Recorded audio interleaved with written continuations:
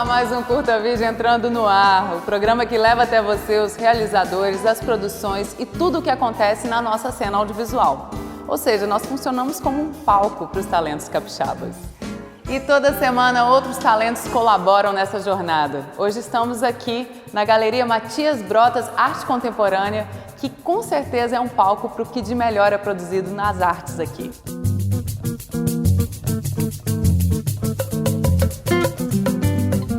A galeria é uma criação de duas apaixonadas pela arte, Sandra Matias e Lara Brotas. O espaço tem o intuito de atender a um público apreciador de arte contemporânea, favorecendo a circulação e o mercado da arte e valorizando a produção artística. A galeria busca estabelecer, com atendimento personalizado, conexões e interações entre críticos de arte, artistas, colecionadores, apreciadores da arte e profissionais que atuam neste cenário. Além de muita arte, olha o que vamos ter no programa de hoje. Nossa entrevista é com o cineasta capixaba Bernard Lessa, diretor do longa-metragem O Deserto de Aquim. Vamos bater um papo sobre sua carreira e novos projetos. E é claro, tem novidades da nossa cena, para você ficar sempre por dentro do que está rolando. No ar, o Curta Vídeo.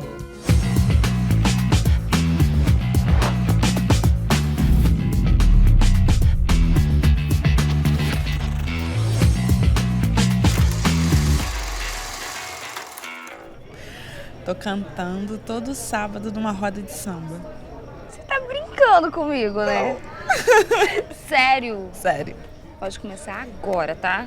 Aquela que eu adoro, Dona Ivone. Gente, aqui, agora? Ai, claro que não. Gente, você vai tá sábado. Não, vai sábado que eu vou Você não vai fazer isso comigo. Vou cantar pra você. Por favor. Vou cantar pra você quando você chegar. Bernard Lessa é um realizador independente com base em Vitória e sócio fundador da Rede Filmes. Bernard é formado em cinema e audiovisual na Universidade Federal Fluminense. Escreveu e dirigiu os curta-metragens Tejumar, Sopro, Uivo e Assobio e os longa-metragens A Matéria Noturna, de 2021 e O Deserto de Aquim, de 2024. Seus filmes foram exibidos e premiados em festivais como o Festival do Rio, de Tiradentes, o Janela de Cinema de Recife, o Olhar de Cinema de Curitiba, o Panorama de Cinema de Salvador, o Festival de Brasília do Cinema Brasileiro, o Guarnicê de São Luís e o Festival de Cinema de Vitória, entre outros. E é com muita alegria que eu recebo no Curta Vídeo de hoje Bernard Lessa. Bernard, seja muito bem-vindo ao nosso programa. Querido, você acabou de estrear um filme nos cinemas, não nos festivais, que é O Deserto de Aquim. O filme conta a história desse médico cubano que vem para o Brasil na época dos mais médicos e pega justamente essa fase que o programa está acabando. E eu queria que você contasse um pouco de onde que surgiu essa história. O Deserto de Aquim é um filme que surge no momento da pandemia.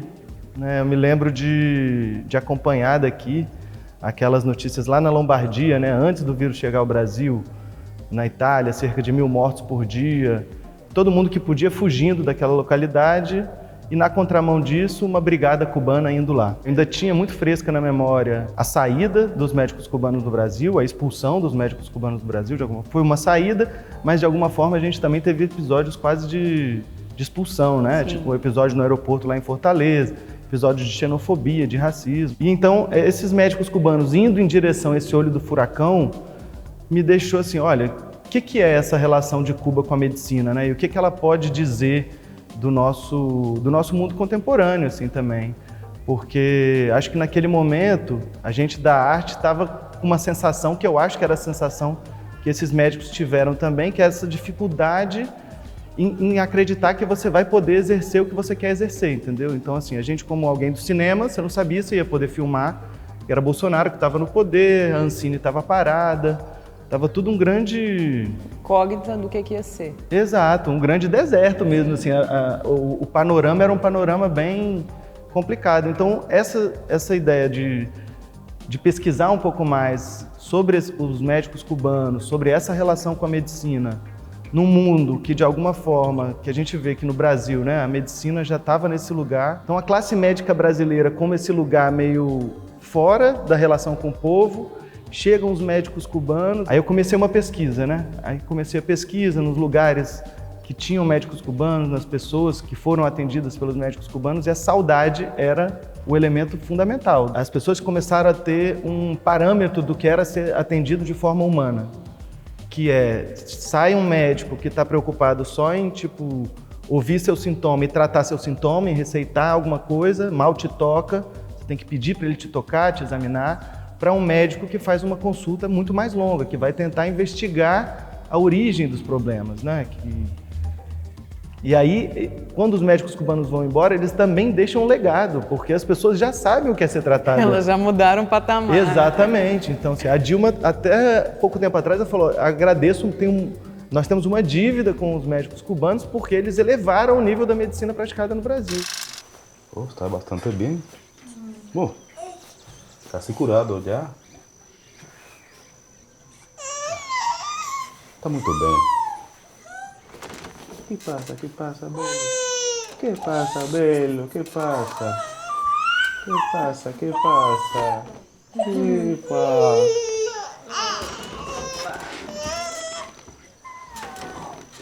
Bueno, está muy bien. Tirando a questão da profissão, mas essa saga, essa jornada humana desse personagem, o que te inspirou? O filme se divide em duas partes, né? Que é o Akin homem e o Akin médico, digamos assim, né? De alguma forma, o filme tem um bocado de mim e um bocado do Reinier. Porque seria outro filme se fosse outro ator no personagem principal. Como é que vocês se encontraram? Como é que foi esse encontro? Porque ele é um ator cubano. Exatamente. O Reinier nunca havia saído de Havana. A gente trouxe ele de lá. Foi uma travessia, de fato, que ele fez para chegar aqui para o filme. Então, ele traz essa carga de Cuba muito forte. Ele chega 15 dias antes das filmagens, assim, foi uma preparação super curta. Ele não falava português, então o filme a gente tentou trabalhar de alguma forma, mas isso dizia muito também de como os médicos chegavam no Brasil, né? Eles chegavam sem uma preparação muito grande de língua, mas as pessoas, quando há interesse de comunicação, é possível, né? Português, espanhol, é Latinoamérica. E também trabalhava em novela, trabalhava em algumas obras lá. Então esse foi o primeiro projeto que ele veio para fazer um protagonista, assim, ainda mais de longa-metragem. Acho que o século XXI se apresenta como uma promessa de deserto, né? Então acho que esse é um ponto que eu queria tratar no filme e entender como que a gente consegue tentar atravessar esse deserto, sabe? Que uma vez que e acho que a figura da cobra, ela entra nesse lugar, as relações humanas que ele vai tecendo também. E as dunas, né, que estão Exatamente. ali, aquelas cenas dele atravessando realmente um deserto, é muito bonito de ver isso imageticamente. Nessa busca do humano mesmo, sabe? Nessa busca no olhar, no jogo com o outro. Talvez a Fuga do Deserto esteja um pouco nisso, sabe? Esteja um pouco nessa tentativa de conexão, assim, mesmo que a gente viva um mundo que está o tempo todo tentando nos desconectar, sabe? Então acho que ele é um personagem, o Akin é um personagem que está buscando um lugar de ação no mundo, que está tentando negar para ele o lugar de ação dele, né? Que ele vê como o lugar de ação dele. También me gustas mucho, Erika. Mucho, mucho. De Brasil, de la vida que tengo aquí.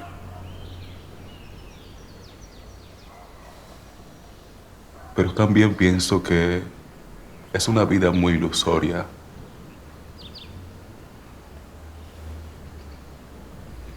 No sé si puedo ser feliz aquí. E você trouxe para o filme um elenco incrível, né, assim, que é uma constelação. Como é que foi escolher esses atores para a história? É um pouco escolher e um pouco ser escolhido, né? Tanto para mim quanto para os atores, assim, os personagens. O Elket, eu tenho uma parceria desde 2013, longa. Né? O Elket foi protagonista do meu longa anterior, que foi dividiu o protagonismo com a Shirlene, né? O Reinier, que veio fazer o Akin. A Ana Flávia, que era uma atriz já que eu super admirava, assim, tinha muita vontade de trabalhar junto. E acabou que deu certo, a gente conseguiu coordenar as datas, eu acho que foi fundamental, assim, uma atriz que eu adorei trabalhar com ela. E o tempo de preparação também não era um tempo tão longo, né? O filme não é um filme com orçamento grande, é um filme com orçamento reduzido, um filme que tenta contar essa história da forma mais simples possível e também a produção impacta nas escolhas, na forma de desenvolver os personagens, na forma de trabalhar essa preparação também. Então, tinha que ser atores que eu já sentisse que estavam prontos, sabe? Que chegassem, não tinha muita margem para a gente vir, fazer uma preparação mais alongada. Então, a partir das leituras de roteiro, que foram alguns dias antes, né? Realmente, acho que os atores já vieram muito prontos, né? Já entenderam nos diálogos, nas leituras, os personagens. Eu sinto que nos seus filmes os atores ficam muito confortáveis e com diálogos muito naturalistas, e que eu acho diálogos difíceis, que são diálogos de mesa de bar. E você me falou uma coisa da questão da câmera. Conta pra gente um pouco dessas... Eu tenho uma relação com fotografias muito forte, né? Eu sou fotógrafo, fotografo com 35mm e tenho uma preocupação com a luz, tenho um olhar para a luz também muito forte. Isso desde os meus primeiros filmes, mas eu sempre tenho essa preocupação com a câmera. E eu acho que essa câmera solta, acho que no Matéria Noturna e no Deserto de Jaquim, essa câmera solta, ela possibilita que os atores fiquem um pouco mais à vontade também, né? Claro que existe... Não é só a câmera, é toda a equipe, a mise-en-scène, a forma de trabalhar com eles. Fundamental para mim, nesse momento de direção dos atores, é a escuta. Porque os atores precisam estar confortáveis com o texto que eles estão dizendo, sabe? Se eles não estiverem acreditando, quem vai acreditar, entendeu? Então, assim, tem uma negociação nos diálogos, nos movimentos dos personagens. Então, acho que esse momento inicial da preparação, mais do que os ensaios, eu acho que a leitura do roteiro junto com os atores e a margem para que eles colaborem também, para que eles tragam para aquele personagem o que eles querem ver naquele personagem, o que eles acreditam. Porque se eles estiverem acreditando no personagem, aí eu vou acreditar também. Pode fazer cirurgia. Sim? Sim. Ótimo. É a decisão correta. Agora vou enviar-lhe a ordem al oftalmólogo. Você vai. Não sei. Não sei se pode prometer isso. Tem que ir, sim. Você tem que ir. Bernard, o Deserto rodou alguns festivais, foi super premiado. Agora, onde que a gente consegue ver o filme? Qual que é a perspectiva de exibição dele? O filme estreou no Festival do Rio, né? Na Mostra Novos Rumos, em 2024, que a gente saiu com o prêmio de melhor ator. O Renier estreou internacionalmente no Festival de Havana. O último festival antes da distribuição comercial foi o Festival de Vitória, que a gente ganhou júri popular e melhor fotografia. Depois da distribuição nas salas de cinema, distribuição comercial, que foi no dia 31 de julho, o filme entrou na Mostra Sesc, no Panorama Nacional, e ele deve permanecer, ele foi licenciado para ficar 1 ano rodando na rede Sesc. Então, quem tiver interesse em ver no cinema pode procurar Sescs do Brasil. Sescs do Brasil. E em breve o filme estará no Canal Brasil e na Globoplay. Que legal.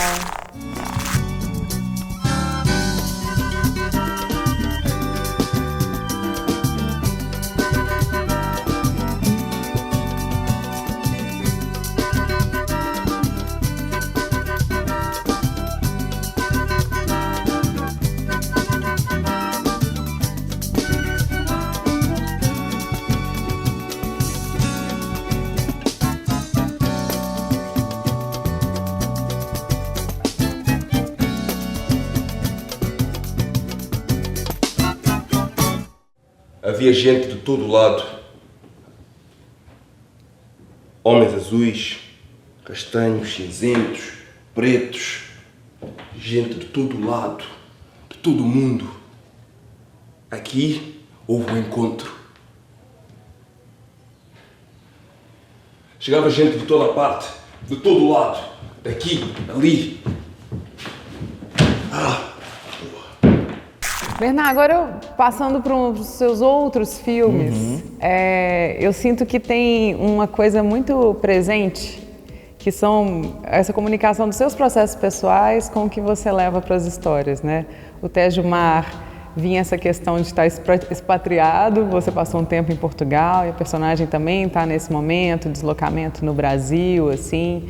Como que é para você trazer histórias tão pessoais também pro cinema, pro seu cinema? Eu acho que é o único jeito, assim, porque acho que é isso, né? As pessoas perguntam muito do Deserto de Jaquim, da coisa dos médicos, como se fosse algo muito distante, mas aí quando você vê, o filme é sobre uma pessoa, sabe? E aí eu acho que é sempre uma negociação muito grande com relação a quem vai interpretar os personagens principais, porque os personagens são sempre um pouco eu e um pouco o ator, sabe? O Elket foi alguém que eu comecei a filmar ficção com ele. Então, para mim, era uma coisa meio... Vamos... Aí, cada vez que eu filmava, eu entendia ele um pouco melhor como ator. Então, eu conseguia perceber a gente filmando e o nosso nível, meu como diretor, o dele como ator, melhorando junto, sabe? Então, era... Eu sempre gostei de diretores que voltam a trabalhar com os atores, assim, né? O Cassavetes é um cara que está sempre trabalhando com uma galera que tem esse olhar de atuação muito forte. Eu acho que é um pouco você se mostrar nessa coisa de escrever no pessoal, mas um pouco o que você guarda. Por exemplo, o Águas Cinzentas, que é o meu próximo projeto.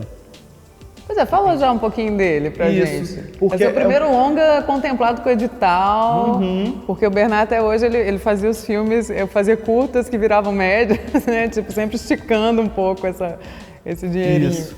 No Deserto de Aquém a gente teve um edital de telefilme e a gente deu uma forçadinha de barra para levar ele para os cinemas, né? Fazer ele com uma minutagem e uma característica de produção um pouco mais robusta. E aí o Águas Cinzentas é esse projeto que eu aprovei em 2023 pelo Paulo Gustavo. Quando eu volto para o roteiro agora, o roteiro de 2 anos atrás, ele não diz muito de mim.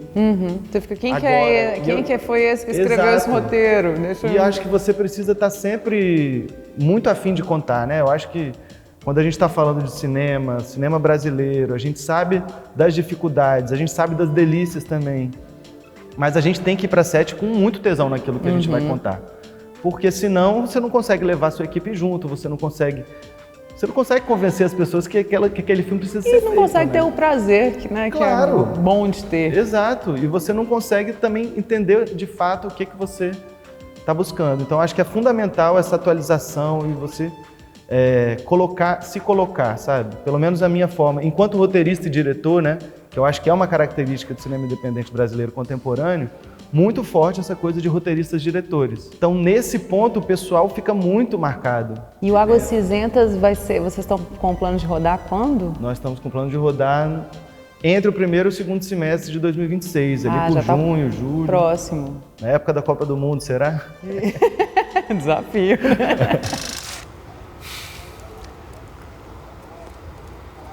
Mas lá diz Joe, sabes? O quê? Saudade de você, cara. ¿Sabes cómo se dice en mi tierra para uno que es hermano, así amigo? Que es uno mismo con otro cuero. E tem uma outra coisa, Bernardo, da sua cinematografia, que eu acho que é muito interessante, que sempre me traz essa questão do estrangeiro, de alguém que vem de fora, mesmo que não seja estrangeiro, né? Mas alguém que está deslocado nessa terra, tem esse conflito, né? Dessa pessoa que vem e se encontra nesse lugar e nos encontros. O que é isso para você? Olha, eu lembro na minha monografia na UF, eu lembro de falar um pouco do Benjamin e do início do cinema, né? E linkar um pouco essa relação da chegada do cinema com a chegada também de um momento, de um ritmo de vivência do ser humano na Terra, que é uma vivência de um ser meio um pouco isolado da experiência com as coisas da Terra mesmo, sabe? Com o chão, com a mata, com os rios. Então o cinema ele nasce, para mim, né? Eu vejo o mundo moderno e o mundo contemporâneo mais forte isso ainda, o ser humano como um pouco expatriado da experiência, sabe? Dessa experiência com as coisas do mundo mesmo, né? Com a terra. Eu sempre me senti muito estrangeiro. Mesmo em Vitória, às vezes, essa relação de pertencimento, assim, para mim, eu acho ela sempre fugidia, sabe? Então eu compartilho muito isso com os personagens, que é essa busca por um pertencimento, essa busca por uma experiência real, sabe? Preste bastante atenção na sua intuição.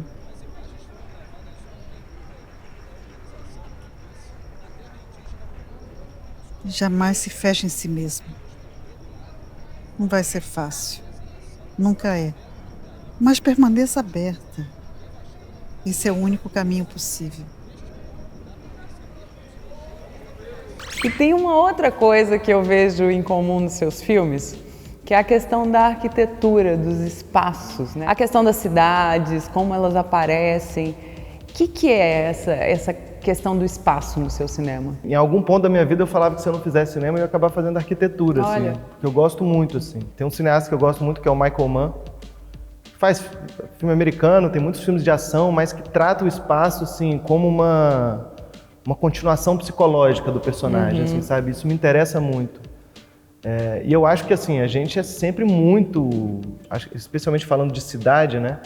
A gente é muito influenciado pela cidade que a gente vive, né? Eu vivi 10 anos no Rio e me provoca um Bernard, assim. Quando eu vivo em Vitória, me provoca outro, sabe? Eu acho que cada cidade tem um efeito muito forte sobre nós. E eu acho que no deserto de Aquim também, essa relação com a casa, eu lembro da gente trabalhar muito claramente essa coisa do que era o dentro da casa, o que era o fora e a coisa entre. Então, por exemplo, você tem essa coisa de filmar a porta, filmar a janela, essa areia que vem de fora, esse fora traz areia, esse fora traz algumas ameaças. Ao mesmo tempo, quando a gente está dentro da casa, a Rocio pintou a casa toda de vermelha para dar também essa sensação um pouco mais de calor, de um coração quente ali dentro da casa, né? Um espaço seguro, onde os personagens podiam ser um pouco mais o que eles são mesmo, sabe? Sem medo.